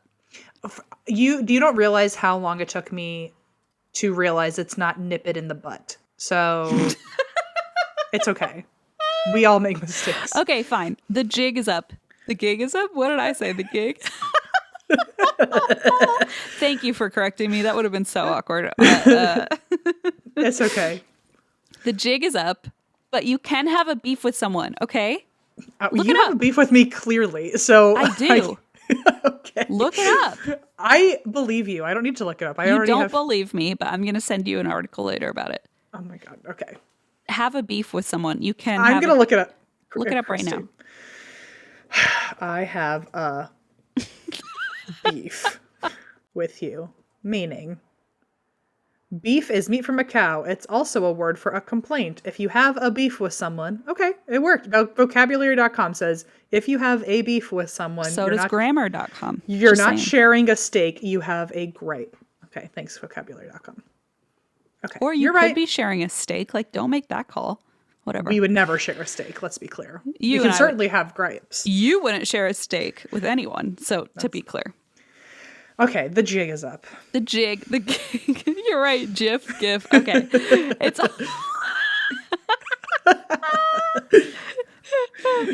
Okay, that's embarrassing. All right. She's like, the jig is up. She's like, the gig is up. And the wife is like, I think you mean jig. And she's like, yeah, that's what I meant. So the jig is up. And she's like, I need to tell you that your husband is sleeping with my sister and they went on a trip and now my sister is missing. It's 3 a.m. I'm freaking out. And the wife is like, I think you're lying. Oh, yeah. Wow. She does not believe Marcia.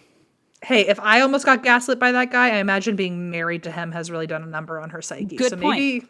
Maybe she really just fell for it. She really did, because she was like, I don't know what you're talking about. So after 15 minutes of trying to convince this woman that her husband is cheating on her, she passes the phone to the husband himself and is like, you talk to him then. And the husband is like, Patty who? I'm like, oh my God, this guy. It's fucking creepy, full of shit. So the wife just didn't believe her. And Marcia's like, I have proof. I know all this random shit about him. How would I know this if my sister hadn't told me? Like, I know the gifts. We went on vacation. The GIFs. She got him so many gifts. And God damn it.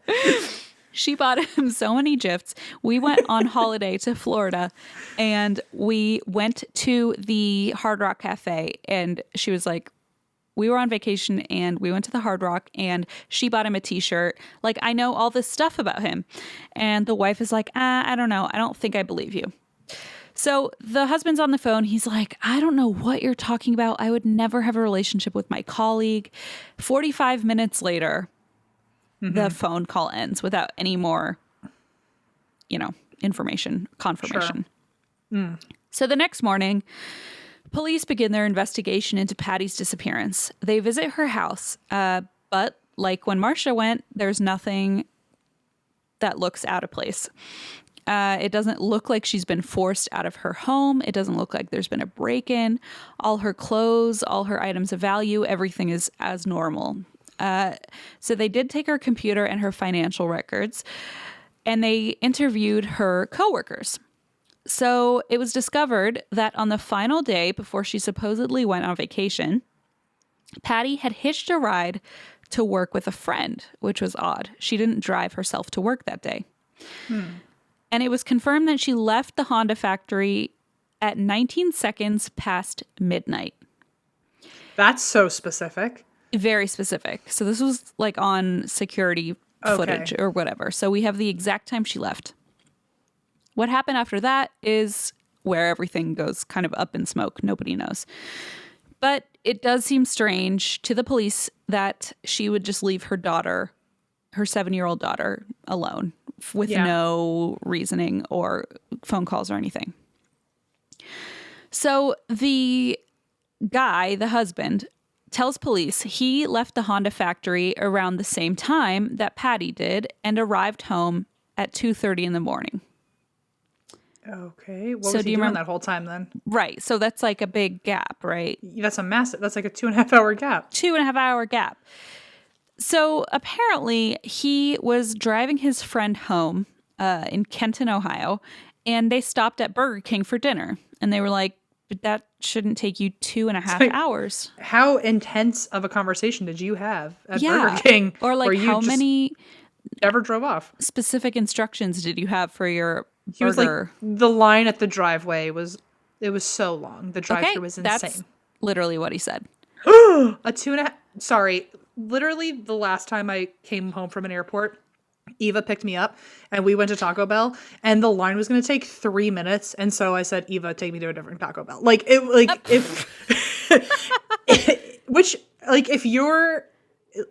the line was 2.5 hours long or even 2 hours long at a Burger King, you were talking to an 11 and you made an 11 take you to a different Taco Bell. What's the matter with you? And she did, by the way. She was like, you're right in this. And I was like, I know, I'm a sacred number 9. So she's like, I'm the visionary here, but I guess you're sacred. So I do what you say. Like, I envision that you need a taco in 3 minutes or less. And I said 3 minutes or less. Okay. He said the line was 45 minutes long.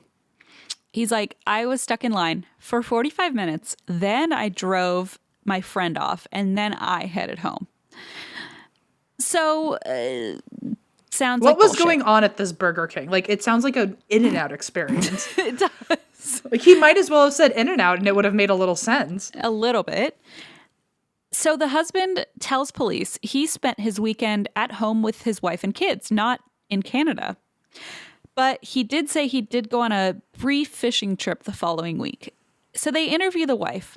She's like, no, all of this was true. He was home with me. He was never in Canada. And she says, there is literally no way that my husband could be having an affair because his work schedule is just so crazy. Wow. Okay. And it's like, if you believe that he's in Burger King drive-thru for 2.5 hours, I don't necessarily trust He that. clearly has enough time on his hands that he can go to Burger King for that long and like not work. Yeah. And so she's like, there's no way, his work schedule is so crazy. And I'm like, okay, girl, I don't know about that. But thankfully there was other evidence that seemed to suggest otherwise. So for starters, police knew that Patti, unfortunately, had been giving this guy money. Okay. So both her sisters and her banker knew about this. None of the three of them were very pleased about this fact. Understandably. It's their youngest sister. She's like, I'm giving a married man money secretly. It just seems shady.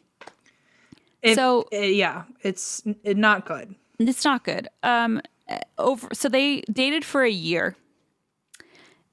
It's calculated that Patti had given her boyfriend, this Can I married man, guess? yeah, $10,000.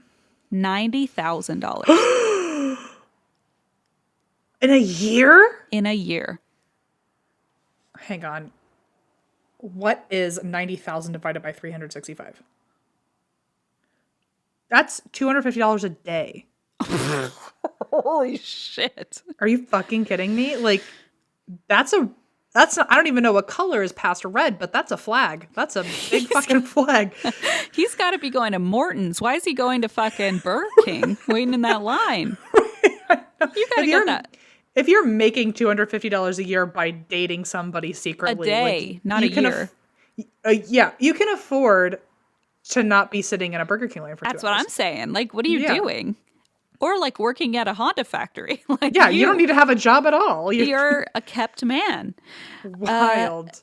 Yeah. So she's given this guy over $90,000. Wow. She has liquidated. What was she making at Honda? Hang on a she second. has like liquidated all her assets. She's like taken a mortgage out on her house. Like she is. Oh no. Yeah, stretching everything she has to give this man. She was going through it. She 90 was going grand. through it. Wow. So the reason she gave this man so much money is because he told her, so he had a company with his wife, like a side company. And he said, in order to leave this company, I need to buy out my share from my wife. And I can't leave my wife until I buy out this share from her. So he tells Patti, okay, you need to help me buy out the share from my wife, and then I can leave her cleanly and be with you. So that's the quote unquote logic there. So Patti, obviously wanting this to happen, and believing that he had every intention to leave his wife and kids, helped fund this humongous sum of money.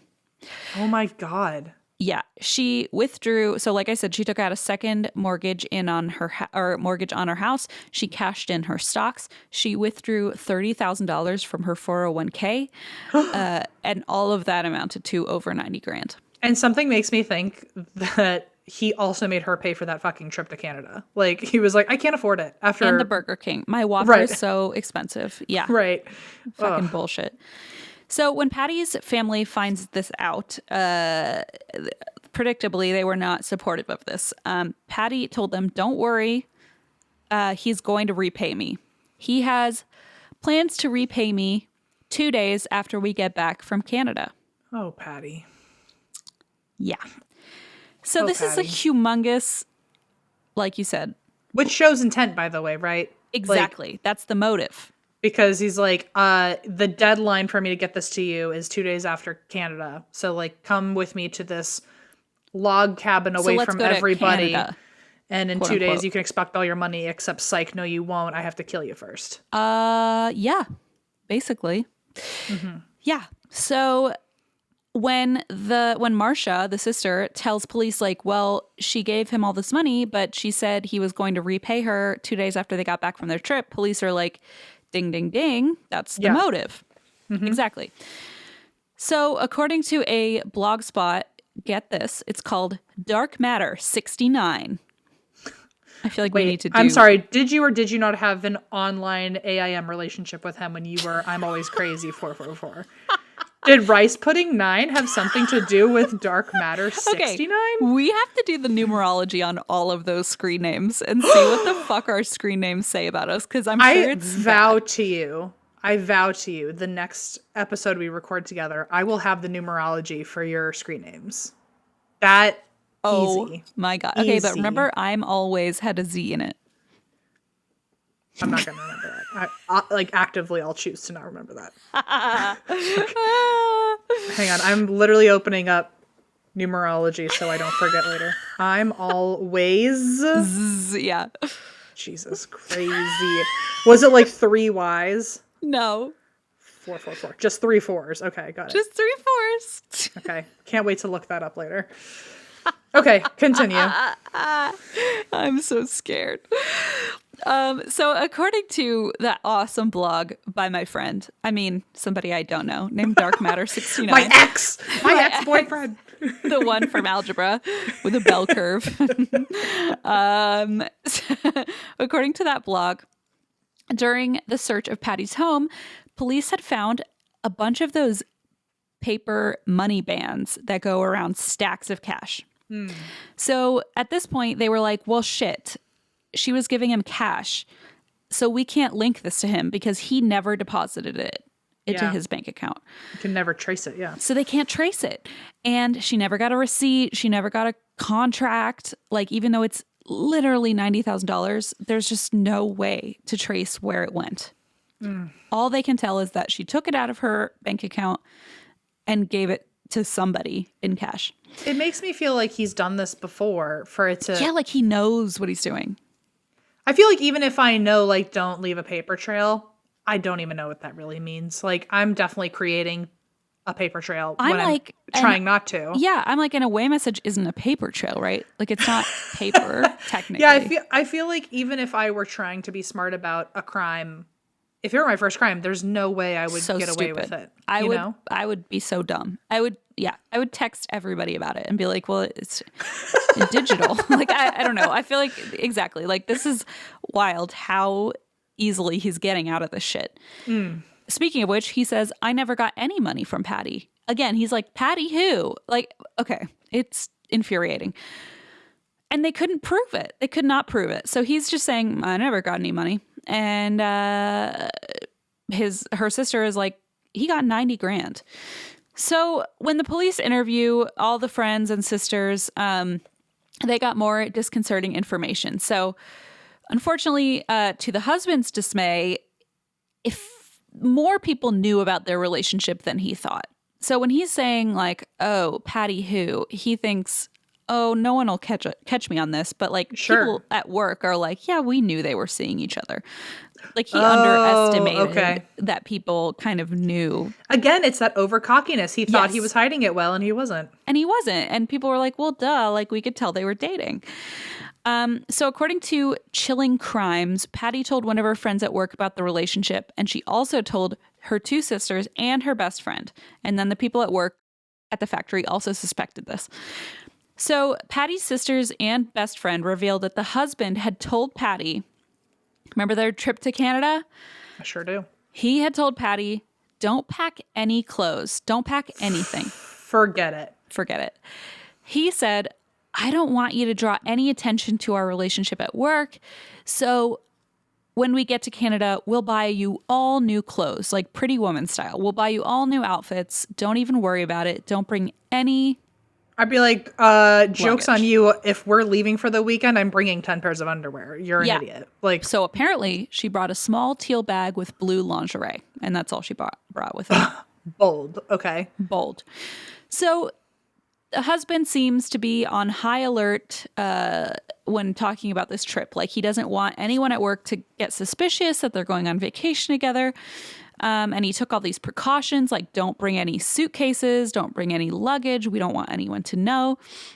And so Patti's sisters told police that he had told Patti she needed to hitch a ride to work that day so that when they went to Canada together after work, her car wouldn't be in the Honda parking lot. Wow, he really... It's one of those things where, in hindsight, it's clear as day. Yes. Yes. But, like, poor Patti, like, then again, like, who knows what I would have believed? Like, exactly. You're in a relationship and it's like, well, I don't want anyone to find out yet. We're trying to keep this on the DL. I don't want your car being at work. It worked so well that he was already trying to hide something from his wife because he could really say, I need it to be a secret. And, like, it was not suspicious to her. Don't bring a suitcase because we're trying to hide it. Exactly. It's like it had such an ulterior motive that she could never have known. So Patti had also told her sisters some other troubling information. She said that the guy, her boyfriend, had told her she was going to have to hide in the back trunk of his pickup truck. Even worse, because it's like the wind, like an open, in the back. Like of the most truck. Disrespectful place to put someone that you're hooking up with. Like, that's got to be a country song. Like, I'm sure it is. Like, she Yeah. hid in the back of a pickup truck or something like that. It seems so disrespectful. Like, yeah, hide in the back of this pickup truck. And he said, hide under the, like the cover, like the bed had like a tarp, like a cover that you can purchase. I don't know if it's a tarp or like a plastic cover, but like, you're going to hide under this plastic cover, while I drive my coworker, my friend home. Remember the Burger King friend? Wow. So like we're going to literally stow you away so the third person that's in the car doesn't know you're here. Correct. And then we drop him off. We can drive 5 blocks down the road and then you can get into the car. Exactly. Also, like at some point, like I bet he didn't even buy her a fucking Whopper. I bet he didn't even buy her a fucking tarp. I feel like he just said lie down and just like threw leaves on her or something. Like, oh, there's a tarp, or not a tarp, but a is it like a hard shell? So like maybe it looked like it was. So there is a literal cover. tarp? It's called a Tonneau cover. Okay. It's basically like a pickup truck cover. I think it's one of those plastic ones you buy. Gotcha. That, That's like, still like at some point, granted, like I'm aware she got herself in a sticky situation having an affair with a guy that was married.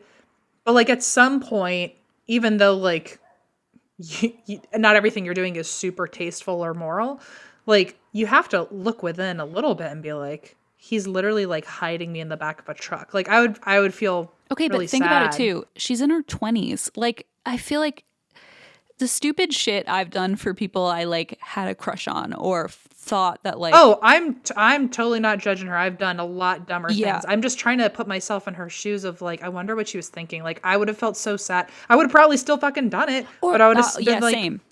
But I would've just wonder been too like, if it was damn. like exciting, you know, like, oh, we're having an Maybe. affair and I'm hiding it. Maybe. Like, I mean, I don't know that. I mean, you're right. Like, it's degrading. So maybe there was a gut like feeling of this isn't good. But yeah, I mean, looking back in my own relationships, I'm like, God, if someone asked me to do things today or like put me in those positions today, I'd be like, what the fuck is wrong with you? But like, well, like I've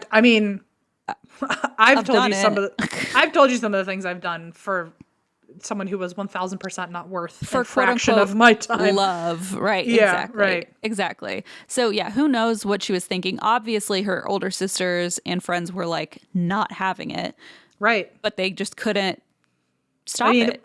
It's one of those things where it's like when you watch your friend like fall in love with like someone who's trouble, and it's like, Yeah. well, there's no point in even trying to reason. Like, I'll just wait. Yeah, you gotta let them figure it out sometimes on their own. Exactly. And then like the 90 grand and all that is like, shit, this is worse than we thought. That's so rough. Oh my gosh, every Scary. section of this is worse. It's bad. Yeah. So basically he's like, get in the back of the pickup truck under this cover. We're going to like secretly go to Canada together. I mean, to be fair, Em, I think if someone told you like, if Allison was like, hide in the back of the car, I'm going to drive you to Canada, and I'll get you a burger on the way, you'd probably be like, sign me up. Honestly, regardless of my opinion of a person, I would probably get in the back of a truck if someone offered me food in Canada. I'd do it. Exactly. So, you know, who knows? Question. Yeah. Was she told to bring her passport to get into the country? Or was he going to like smuggle her into Canada? That's a great question. Great question. I don't know, but also, side note, this is July of 2001, so I don't know how strict. This is several months before 9/11, and I know that security went up Like crazy massively. then. Yeah. And I think getting into Canada is easier than getting back into the U.S., so I'm not totally sure. Well, that's what my thought is too, because if it's easier to get into Canada than it is to come back to the U.S., but he never planned on bringing her back to the U.S., would he even tell her to bring a passport? To bring a passport. Very good point. Because then also he could leave the passport at her house and then be like, see, she never went with me anywhere. Like, right, exactly. Like, yeah. I don't know. Interesting. I don't know. So basically he's like, hide in the back of the truck. We're going to Canada. And although the coworker who kind of told police this information was able to corroborate all that information, the employee, the manager at the Burger King on that night who worked that shift told police that despite the husband's testimony, there was no long line in the drive-thru that night. Wow, Kel Surprise. Okay. So, but the coworker is saying, yeah, we waited in line for 45 minutes. So his coworker is, for whatever reason, backing him up. I see. So he's got a little, like, He's got not totally an accomplice, but certainly someone. like an alibi. Yeah. Yeah. Saying like, no, we were there for 45 minutes in line. And the manager's like, no way. There was no congestion that night. The manager would be like, my ass would be fired if there was a 45-minute wait at a drive-through. Exactly. Like, he's also probably getting nervous now. Like, my boss can hear you claiming that shit for like real. Like, I'm finally manager, and like, that is not how I run this ship. There is not a 45-minute line. And he says, like, there is never traffic between 12 a.m. and 2:30. So, like, no way. I really, like, no, like, who's awake for there to be a 45-minute? Okay. Like, just the Honda factory, I assume, and nobody else, you know? Like, what the fuck are you talking about, 45-minute line? And so the distance from the Honda factory to the husband's house is only 35 minutes total. So there's, like, no freaking way that this was a 2.5-hour situation. And the husband failed a lie detector test. But as we know, that is not admissible in court. So just more red flags piling up. So July 13th, 2001, this is 2 weeks after Patti was last seen, the husband told police, fine, search my home. I don't care. You can look through my house. Again, the cockiness. The cockiness. Because it's always the cockiness. They fucking found shit. Of course they did. He's like, search my home. There's nothing.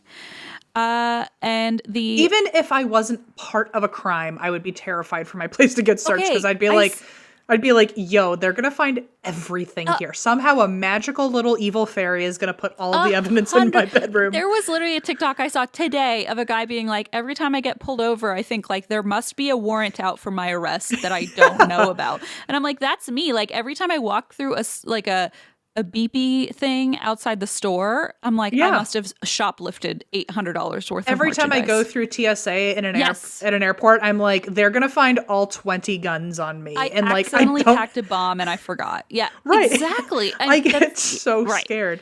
But this motherfucker is like, come on in. And he has something to hide. Guess how I know? Because I fucking found it. So they go through his house and they, according to the lieutenant, they found a couple of items that circumstantially validated the story that we were getting from other people about their relationship. So strap in. This is what we got. Buckle up. Okay. They found a Hard Rock Cafe t-shirt. Oh, yep. They said that homegirl said that her sister bought him a shirt. Yep. Which, by the way, the sister was probably like, yeah, we had to fucking go to Hard Rock so she could buy him a t-shirt. I mean, like, I'm sure at the time she was like, really, that married guy, you're buying him a t-shirt? And now it's like, oh, we found the fucking t-shirt. Yeah, that corroborates the story. Yep. A phone that Marcia said Patti had bought for him so that they could have like discreet conversations. They found a birthday card. And when they found it, the husband was like, oh no, that's from everybody at work. Everybody at the Honda factory. That's like a generic card. But they opened the card and Patti's the only person to have signed it. And it's like, okay. Yeah, nice try. Like, people don't hate you that much on your birthday, Yeah, exactly. It's like, she's the only one. I doubt it. Did it say, with romantic love, hugs, and kisses, the whole staff of Honda? Your shift manager. Yeah. No, but they found a romantic letter that she wrote him as well. And the letter was written about the relationship and how much she wanted to be with him. So, like, he's full of shit. They also eerily had a cadaver dog go to the house who picked up a scent on what was newly poured concrete in the garden. Fuck off, Christine. Yeah. And I can't wait till you get to the part where you explain to me why this man is not in jail. I know. So they excavate the concrete, but they didn't find anything. However, they did learn that the cement had been taken from another site, but they, I guess, never figured out where that was from, or they never investigated the initial site because that was a dead end. So the most potentially damning of all the evidence is that they noticed the husband's truck was all set up for a truck bed cover, but the cover was missing. Okay. Remember the cover. I know about the cover. So a coworker said in their interview with police that the husband had said he installed the cover on the 29th of June. And that's the last day Patti was seen. So he just happened to install this cover that day. He explained that he had used it for his fishing trip, but he had taken it off for some reason, and it was now at another one of his properties. Okay. When asked, why did you take it off? He said, because the truck belongs to the company, Honda, and the flatbed was used for everyday use, and so I can't actually have a cover on it to do my job. And it's like, okay. So you put it on, and then 2 days later you took it off because you can't have it to do your job. But why did you put it on? Right. Like what you knew. Okay. And also, where is it? Oh, I'm so tired of this man. This man is exhausting. And so they take the cover. They find it. It's at a different property. They find it. They take it in to be examined. They find blood. I want to say I'm shocked. I feel like you wanted me to be shocked there. But instead, I did this. You did. My eyes. Yeah. Big eye roll. And I should have known because, yes, that's the exact reaction I had. So they find cat hair and blood in his truck. How, dare I ask, how much blood? Like so a lot? Not much. But like traces of like clearly something happened. Yeah, a very little amount of blood. And they're like, okay, we have this blood. And they find cat hair in the bed. Is he going to have the nerve to say, oh, a cat died in here? So they take the cat hair and they are able to match it to Patti's cats. Right? I love science. I know. So does my daughter, apparently. I know. How fun. No comment. She's just got a big fat brain. That's all. So they're able to fucking connect it. But it's circumstantial. Like they're like, well, maybe somehow the cat hair got here, but we can't say it's because he murdered Patti. Right. So they have the cat hair. They have a trace amount of blood. And it was so tiny. And it was 2001. They're unable to... Here's the thing. They have this trace amount of blood. And they say, we can test it with the kind of rudimentary DNA forensics we have. But if we do that, there's not going to be any blood left. Oh. So they said we could wait until advancements in DNA testing and hold on to this sample. And so they decide to do that. It's so small that they like... There's only like a tiny bit. Like even if they're like they're taking the risk of like we could put him away and find out now. Yep. Or we could really confirm it later. Yep. So like on a technicality, he is like able to like evade getting in trouble. Exactly. So they say, let's wait until we can confirm this with more accuracy. And because of that, they don't test it. So they can match the cat hair, but they can't match the blood. Which just goes to show you, folks, if you've got a pet, like them being like a furry mess could save your life one day, or at least give people some solid information. Like, could give you some evidence. Yeah. If you ever went missing, I would hope the amount of animal fur you constantly have on your clothes would be something I could track later, or like I could like hand Geo to the police and be like, use this. Not to sniff anything out, because he is about as oblivious as I am. But yeah, the fur maybe we could track. Yeah. So unfortunately, the case still has not been fucking solved. Because they just have circumstantial evidence. So the courts officially declared Patricia Ann Atkins dead in 2006. Patti's disappearance is treated as an open homicide case because the sheriff's station does believe that she is not just missing, but has been murdered. So they believe this is a homicide. And they couldn't even get a warrant to like break through the concrete? They did. So remember they did break through the concrete and they found nothing, but they learned that the concrete had been taken from a different site and they weren't able to figure out where that original site was. So wherever that was, maybe that's where her body is, and that's why the dog smelled it. Right. Sorry. So it's obvious that, it's obvious who's a key suspect and why, but there's been no arrest because there's enough reasonable doubt. And if they take this to trial and he's acquitted on like then they can't try it again. They can't try it again, and this motherfucker's free. So it's like the same as with the blood evidence. Like They just have to hope they can get enough to put Like him up away. until like now he just has to keep his mouth shut and not accidentally admit anything to anybody. Yeah, and hope that like DNA evidence doesn't fucking nail him. Which like, What do you think his wife is dealing with right now? Do you think she really just has no? I wish I knew. And like that's the frustrating thing is like since we don't know their names, we can't know if they're divorced. We can't know if they're still together.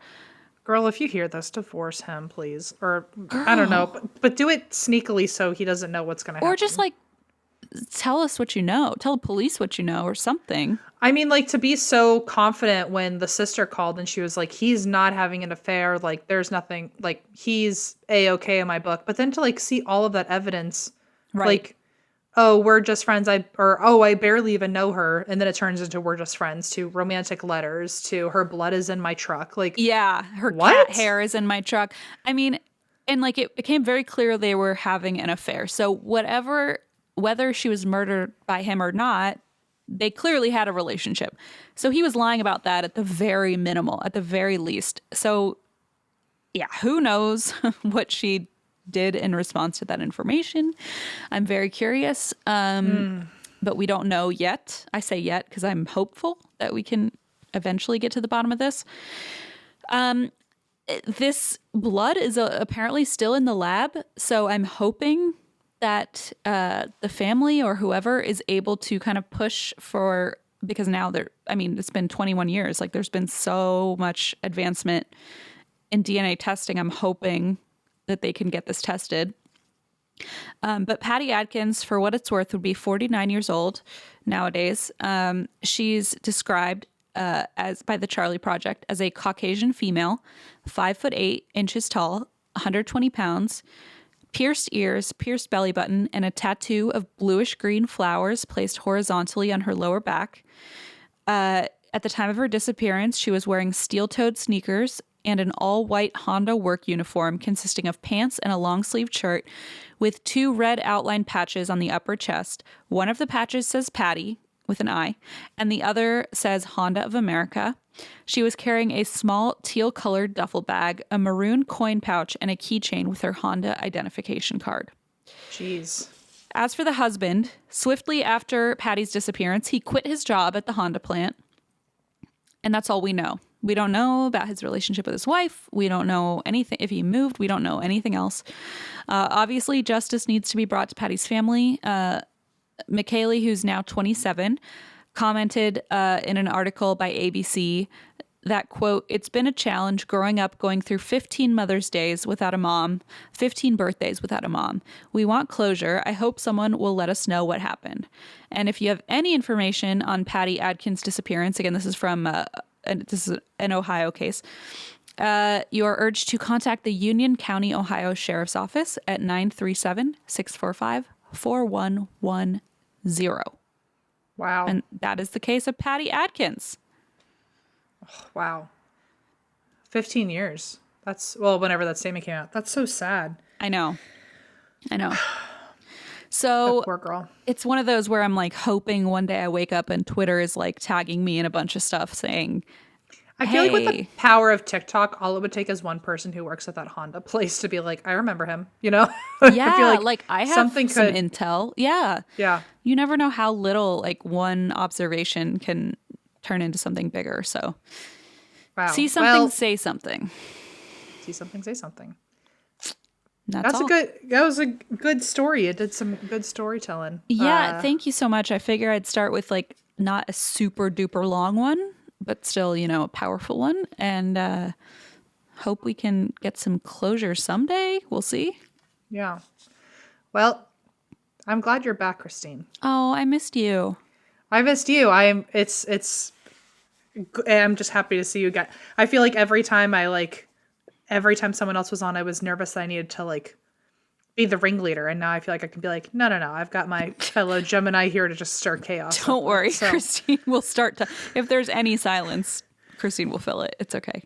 she'll let me know when the gig is up. So I can't believe I said that and didn't hear it in my own head. it's fine. Well, I guess we'll see each other next week or now that you're, I don't know. When am I actually seeing you? I'm actually seeing you, like literally I'm seeing you in a week. In a week, I'm coming to LA. I know. That's going to be fun. We're going to get some work done. I know. I'm off maternity leave officially. It's about time. We can have a sleepover in the And That's Why I Drink apartment or something. Whee! All right. Well, I'll see you then, and you'll hear from us next week, folks. And That's why we drink. Yay!